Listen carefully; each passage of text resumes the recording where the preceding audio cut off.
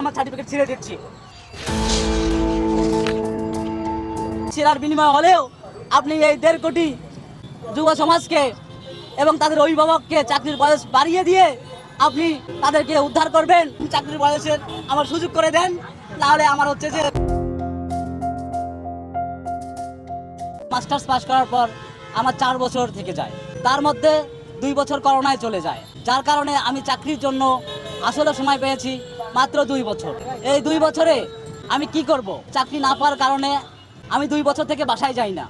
আমার বাবা মা আমার সাথে কথা বলে না। এমতো অবস্থায় আমার রাষ্ট্র যদি আমাকে সেই স্পেস না দেয়, আমার মেধা যাচাই করার মতো সুযোগ যদি না দেয়, তাহলে বিদ্যালয় থেকে পড়াশোনা করে যদি চাকরির বয়স শেষ হয়ে যায়, তাহলে হাজার হাজার লাখ লাখ স্টুডেন্ট যারা অন্যান্য বিশ্ববিদ্যালয়, অন্যান্য ইউনিভার্সিটি এবং কলেজগুলোতে পড়াশোনা করতেছে, তাদের কি অবস্থা? আমার যোগ্যতা বলে আমি চাকরি নেব। আমি ঢাকা বিশ্ববিদ্যালয় থেকে পড়াশোনা করেছি। প্রধানমন্ত্রী ডেকে আমাকে করুণা করে চাকরি দিবে, আমি সেটা চাই না। আমাকে মেধার যোগ্যতা সুযোগ দেখ, আমি সেটা চাই।